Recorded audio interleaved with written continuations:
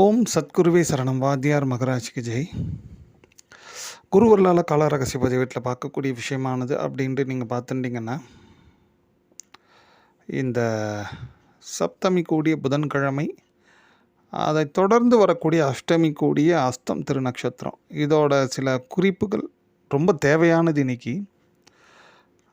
நீங்கள் இந்த ஜூலை மாதம் 2ஆம் தேதி அப்படின்ட்டு எடுத்துக்கோ. 2025 ஜூலை மாதம் 2ஆம் தேதி புதன்கிழமை அன்று காலையில் நீங்கள் பார்த்துட்டிங்கன்னா உத்திரம் நட்சத்திரம் தான் இருக்கும். கிட்டத்தட்ட அது ஒரு பகல் வரைக்கும் இருக்கும் வச்சுங்களேன். பகல் 11 மணிக்கு மேலே வரைக்கும் கூட இருக்கலாம். அந்த உத்திரம் இருக்கும்போது நமக்கு சப்தமி திதியும் இருக்கும். இந்த நாளில் என்ன பண்ணலாம் அப்படின்ட்டு பார்த்துட்டிங்கன்னா, இதுக்கு விசேஷங்கள் நிறைய உண்டு. நிறைய வாக் சக்தி எல்லாம் இம்ப்ரூவ் பண்ணுறதுக்கெலாம் நிறைய பூஜைகள், திதி நித்தியா பூஜைகள், இப்படி பல வகையான பூஜைகள் உண்டு. பட் இருந்தாலும் நம்ம இப்போ வந்து பேசிக்காக நமக்கு இந்த பொருளாதாரம் சம்மந்தப்பட்ட பிரச்சனைகளுக்கு மட்டும் இப்போதைக்கு பார்த்துக்குவோம். அதன்படி நீங்கள் பார்த்துட்டிங்கன்னா, பொதுவாகவே உத்திரம் திருநக்ஷத்திரத்தில் வந்து 1008 அம்மன்களோட போற்றி என்று இருக்கும். நீங்கள் லலித சகஸ்ரநாமத்தில் கூட தமிழாக்கம் போற்றின்ட்டு சில துதிகள் உண்டு. இல்லைனாலும் அம்மன் 1008 அம்மன் போற்றி அப்படின்ட்டு இருந்தாலும், அந்த போற்றின்ட்டு சொல்லக்கூடிய அந்த 1008 அம்மன் போற்றி துதிகளை வந்து நீங்கள் அம்பாள் படம் முன்னாடியே இல்லை கோயில்களில் போனால் கூட காலையில் எல்லாம் ஆஃபீஸ் போகிற வேகத்தில் தான் இருப்போம் மோஸ்ட்லி. ஸோ அதெல்லாம் வீட்லேயாவது அட்லீஸ்ட் ஒரு சுத்தமான ஒரு விளக்கு ஏற்றி வச்சுட்டு நீங்கள் இந்த மாதிரி அம்பாள் படத்துக்கு முன்னாடி 1008 போற்றி சொல்கிறது உத்தமம். இது பொதுவாகவே உத்திரத்தில் பண்ணுறதுனால என்ன விதமான அனுக்கிரகம் அப்படின்ட்டு பார்த்துட்டிங்கன்னா, நம்ம நியாயமாக விரும்பக்கூடிய காரியம் அண்டு நமக்கு ஒரு நியாயமாக இருக்கக்கூடிய ஒரு காரியம், எடுத்த காரியம் நல்லபடியாக இனிதே முடிவடைய நல்லபடியாக நடக்க, இந்த உத்திரத்தில் இப்படி பண்ணியாச்சுன்னா 1008 அம்மனோட துதிகள் சொல்லியாச்சுன்னா நமக்கு ஒரு நல்ல வாய்ப்பு கிடைக்கும் அப்படின்ற ஒரு விஷயத்த வாத்தியார் இங்கே குறிப்பிட்டு சொல்கிறாரு. பொதுவாகவே இது எதுக்குன்னா, உத்திரம் திருநக்ஷத்திரம் எப்போ வந்தாலும் இது பண்ணலாம். பட் அதை ஏன் இங்கே கொண்டு வந்து மிங்கிள் பண்ணுறோன்னா, அன்றைக்கி பார்த்துட்டிங்கன்னா சப்தமி, இந்த சப்தமியோட விசேஷம் என்னென்னா, சப்த சக்திகள் அதிகப்படியாக வந்து இருக்கக்கூடிய ஒரு காலம் அது. அன்றைக்கி வந்து நம்ம வாய் விட்டு இறைவனோட துதிகள், பாடல்கள், பக்தி பாடல்கள் எல்லாம் சொல்கிறதுனால, ஒரு சாதாரண நாளில் சொல்கிறதுக்கும் இந்த மாதிரி சப்தமி போன்ற காலங்களில் பாடுவது சொல்லுவதனால பலன்கள் வந்து பன்மடங்காக இருக்கும். ஏன்னா அன்றைக்கி ஆஸ் யூஷுவலாகவே வந்து சப்த சக்திகள் அதிகமாக இருக்கிறதுனால நம்ம இந்த மாதிரி துதிகள்லாம் சொல்லும் போது அதோட பலன்கள் ரெட்டிப்பாக உண்டு. இதில் இன்னொரு பெரிய விஷயம்னா, அது புதன் சப்தமி. அது இந்த புதனுக்கு என்ன ஒரு பேர் அப்படி பார்த்தாச்சுன்னா வாக்காதிபதி அப்படின்ட்டு கூட அவங்கள சொல்லுவாங்க, புத பகவானை. ஸோ அதனால் எல்லாமே ரெலிவெண்ட்டாக நீங்கள் அந்த ஸ்லோகங்கள் சொல்வதற்கு, அம்மானோட போற்றி துதிகள் சொல்வதற்கு ரொம்ப ரொம்ப உகந்த ஒரு திருநாளாக இது இருக்குது.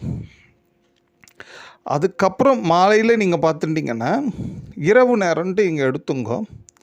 அப்போ வந்து அஸ்தம் திருநக்ஷத்திரம் ப்ளஸ் புதன்கிழமை, இதோட விசேஷம் வந்து நம்ம அடியார்களுக்கு பொதுவாகவே தெரிஞ்சிருக்கோம். அடிக்கடிக்கு நீங்கள் இதை ஃபாலோ பண்ணியிருப்பீங்க.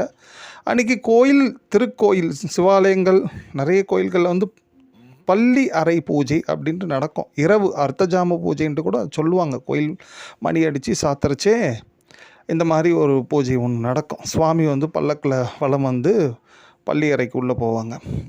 ஸோ அதில் கலந்துக்கிறதுனால என்ன ஒரு பலன் அப்படி பார்த்துட்டிங்கன்னா, இந்த உத்தியோகம் சம்மந்தப்பட்ட உயர்வு, உத்தியோகத்தில் ஒரு நல்ல நிலைமை எல்லாம் கிடைக்கும் அப்படின்ற ஒரு விஷயத்த சொல்கிறாரு புதன்கிழமை அஸ்தம். ஓகேவா? இது நாட் ஒன்லி புதன் அஸ்தம். இப்போ நாம் அதையும் இங்கே ஏன் எடுத்து இப்போது மென்ஷன் பண்ணுறோன்னா, இந்த புதன் அஸ்தம் அஷ்டமியோடு இருக்குது. ஏற்கனவே நம்ம பார்த்துருக்குறோம். அஷ்டமியோட திதியோட மகத்துவம் பார்த்துட்டிங்கன்னா, அந்த திதிக்கு பேர் வெற்றி திதி. அது ஒரு வெற்றியை தரக்கூடிய ஒரு விசேஷமான இந்த அஷ்டமி, தசமி இதெல்லாம் வந்து வெற்றியை தரக்கூடிய விசேஷமான திதிகள்.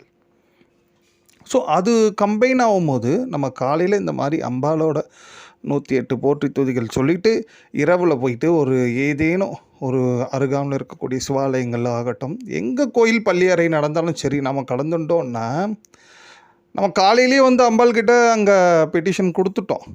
மனு குடுத்துட்டோம். அம்மா இன்னைக்கு இந்த மாரி எனக்கு இந்த மாரி ரொம்ப நாள் நீண்ட நாள் விருப்பம் இருக்கு. எனக்கு ஆஃபீஸ்ல ஒரு உயர்வு வேணும், ப்ரமோஷன் வேணும். சம்திங் எனிதிங் ஏதோ ஒண்ணு நம்மளோட நியாயமான கோரிக்கையா இருக்கணும். அதுதான் எப்பொழுதுமே அடியேன் சொல்றது. ஏன்னா நெறைய இடத்துல நெறைய பேரு என்ன சொல்லுவாங்க, இந்த மந்திரத்த சொல்லு கோடி ரூபா காலையில உன் வாசல்ல நிக்கும். அப்படிலாம் நம்ம எல்லாமே கர்மா பேஸ் பண்ணி தான் வாழ்ந்துன்னு இருக்கோம். ஒருத்தங்கள அதிகமா ஒண்ண சொல்லி அப்படியே நம்ப வச்சு அவங்கள அப்புறம் ஒண்ணுமே இல்ல. ஆன்மீகத்தில தொய்வு வந்துறக்கூடாது. என்னையா பண்ணி என்னையா நடக்குது அப்படின்ட்டு நெனச்சிடக்கூடாது. படிப்படியா நடக்கும். நிதானமா நடக்கும். ஆனால் கிடைக்கும். ஏன்னா நம்ம பண்ற தவறுகளுக்கு தண்டனை அனுபவிக்கும்போது, பண்ற நல்லதுக்கு கூடிய அந்த தான தர்மங்களுக்கு அதுக்குரிய பலன்கள் நாம அனுபவிச்சு தான் தீருவோம். ஸோ அதன்படி தான் இந்த விஷயமும். இப்படி காலையில் அம்பாளுக்கு நாம் சொல்லிவிட்டு போற்றி துத்துக்கள் சொல்லிவிட்டு உத்தரத்தில் இரவில் இந்த மாதிரி கோயில் பள்ளியறை அட்டன் பண்ணிட்டோம் வச்சிங்களா. ஓரளவுக்கு நிச்சயமாக நம்மளோட வாழ்க்கைக்கு ரொம்ப அதிமுக்கியமான ஒரு விஷயம் இன்றைக்கி உத்தியோகம், தொழில் இதெல்லாம் அது கொஞ்சம் மேன்மையாக வருவதற்கும் மேம்பட ஒரு சிறப்பான வாய்ப்பு இருக்கும். இதில் ஒரு பெரிய விஷயத்தையும் அடியேன் மறுபடியும் இங்கே மென்ஷன் பண்ணுறோம். இந்த புதன்கிழமை இதெல்லாம் பண்ணிவிட்டு காலையில் ஆயத்தட்டு போற்றி துதி சொல்லிவிட்டு இரவில் போய் கோயில் பள்ளியறை கடந்துட்டு வியாழக்கிழமை போய் பாஸ் முன்னாடி நின்றுட்டு எனக்கு ப்ரொமோஷன் லெட்ரு கொடுங்கன்ட்டு கேட்டக்கூடாது. ஸோ ஏன்னா அந்த மாதிரி எல்லாம் ஆன்மீகத்தில் இம்மிடியட்டாக அப்படின்றதெல்லாம் ரொம்ப ரேர் தான். அது அவங்களுக்கு அவ்வளோ புண்ணியம் இருக்கணும் ஆல்ரெடி. அப்படி இருக்கும்போது தான் அதெல்லாம் நடக்கும். பட் ஆனால் இந்த மாதிரி காலங்களெல்லாம் நம்ம முறையாக அந்தந்த காலத்துக்குரிய பூஜைகளை பண்ணிகிட்டே வரோன்னும் போது அதுக்குரிய பலன்கள் நமக்கு ஒரு வாரத்தில் இருக்கலாம், ஒரு மாதத்தில் இருக்கலாம், இல்லை ஒரு வருஷத்தில் இருக்கலாம். ஆக மொத்தத்தில் உண்டு. ஸோ அதனால் இந்த மாதிரி ஒரு அற்புதமான காலம் இது.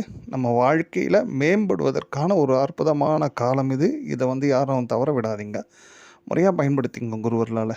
ஏன்னா நம்ம மேம்பட்டு வந்தால் தானே நம்ம உத்தமமான நம்ம அடியார்கள் நிறைய கைங்கரியங்கள் தான தர்மங்கள்லாம் பண்ணுறீங்க இல்லையா. அதுக்கு உங்களோட வாழ்க்கையை மேம்படணும் இல்லையா குருவர்களால். அதுக்கு தான் இந்த மாதிரியான தகவல்கள்லாம் உங்களுக்கு கொடுத்துட்டே இருக்கும் குருவர்களால். ஓம்.